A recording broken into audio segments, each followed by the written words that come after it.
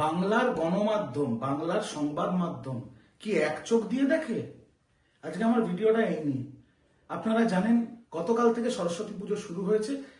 আজকে পঞ্জিকা মতে ৯:৫৭ পুজোর ক্ষণ শেষ হয়ে গেছে, কিন্তু তারপরেও মা সরস্বতী অনেক জায়গাতেই আছেন।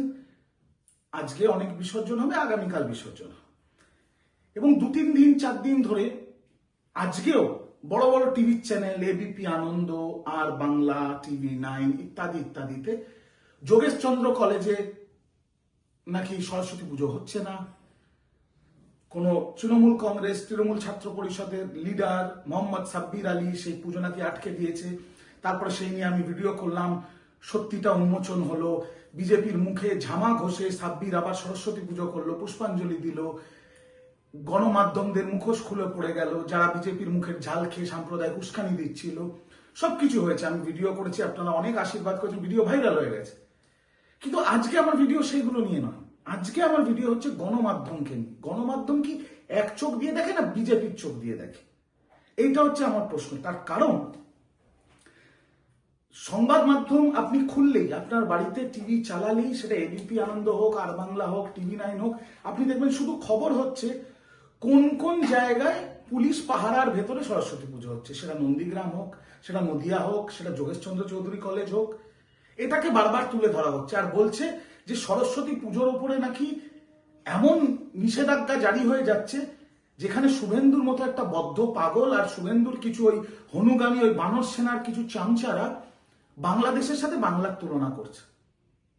আমি বিজেপি আর বিজেপির এই চামচাদের এই বাঁদরগুলোকে আমি পরিষ্কার বলে দিতে চাই যে এই বাংলায় কয়েক লক্ষ সরস্বতী পুজো হয়েছে, কয়েক লক্ষ।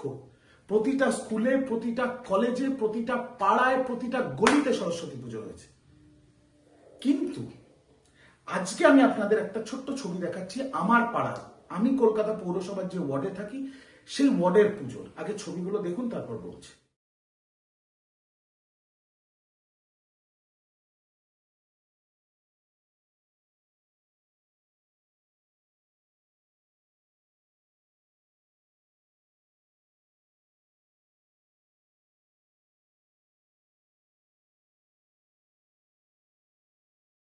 ছবিগুলো দেখলেন, এই মা সরস্বতীর পুজোটা করে খুব বেশি না 20-25টা ছেলে। আর এই 20-25টা ছেলের মধ্যে যাদের সাথে আপনি আমার ছবিগুলো দেখলেন, অধিকাংশ, সিংহভাগ 90% ছেলে মুসলমান।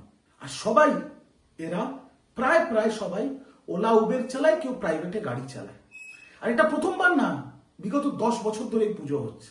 তো আমার প্রশ্ন হচ্ছে, গণমাধ্যম, বড় বড় চ্যানেল, যাদের ঘাড়ের ওপর, কাঁধের ওপর এত দায়িত্ব বাংলার মানুষের অনেক কমে গেছে যদিও, তাও কিছু আস্থা, ভরসা, বিশ্বাস এখনো এদের ওপর আছে। তারা এরকম ছোট পুজো দেখতে পারে না কেন চোখে? তারা কেন বাংলার সম্প্রীতি সংহতিকে তুলে ধরে না? শুধু নেগেটিভ খবর।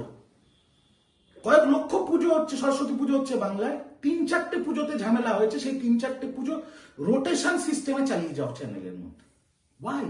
কেন? কিসের জন্য? এই যে সরস্বতী পুজো, ছোট্ট সরস্বতী পুজো, 20-25টা ছেলের সরস্বতী পুজো, চাঁদা তুলে পুজো, 25টা ছেলে, তার মধ্যে 90% ছেলে মুসলিম। বাংলার সম্প্রীতি, বাংলার সংস্কৃতি, বাংলার সংহতির একটা উদাহরণ। আর আমি মনে করি শুধু আমি যে ওয়ার্ডে থাকি সেখানে না, বাংলার বিভিন্ন জায়গায় এরকম প্রচুর মুসলিম ছেলে আছে যারা পুজো করে। আমি জানি এরকম কলকাতার প্রচুর কলেজে সরস্বতী পুজো হয় যেখানে সংকল্প করতে যে ছেলেটা বসে, সেই ছেলেটা মুসলমান। এটাই বাংলার সংস্কৃতি, এটাই বাংলার সংহতি। আমাদের নেত্রী, বাংলার মুখ্যমন্ত্রী বলেন ধর্ম যার যার, উৎসব সবার। রিজু দত্ত ইফতার পার্টি করবে, সাব্বির আলী সরস্বতী পুজো করবে, এটাই বাংলার সংস্কৃতি। এই পুজোগুলো কেন চোখে পড়ে না এবিপি আনন্দের? কেন পড়ে না আর বাংলার? কেন পড়ে না TV9 বাংলার? আমার তো এই সামান্য প্রশ্নটুকু আপনাদের সামনে। আমাদের এখানে কোথাও হিন্দু মুসলিম হয় না, জোর করিয়ে হিন্দু মুসলিম খাইয়ে দেওয়া হচ্ছে, জোর করে হিন্দু মুসলিম মানুষের মাথায় ঢুকিয়ে দেওয়া হচ্ছে, জোর করে হিন্দু মুসলিম করে মানুষের মগজ ধোলাই করা হচ্ছে, জোর করে এই হিন্দু মুসলিম সাম্প্রদায়িক বিষ মানুষের মনে ঢেলে দেওয়া হচ্ছে। কারণ বাংলার প্রধান বিরোধী দল একটা উগ্র সাম্প্রদায়িক দল, যারা গণমাধ্যমের মাধ্যমে এই যে বড় বড় সংবাদ চ্যানেল যারা সংবাদ পরিবেশন করে মানুষের কাছে, মানুষ দেখে সেগুলোকে, তার মাধ্যমে এই সাম্প্রদায়িক উস্কানি দিচ্ছে। কেন? এটা কেন হবে?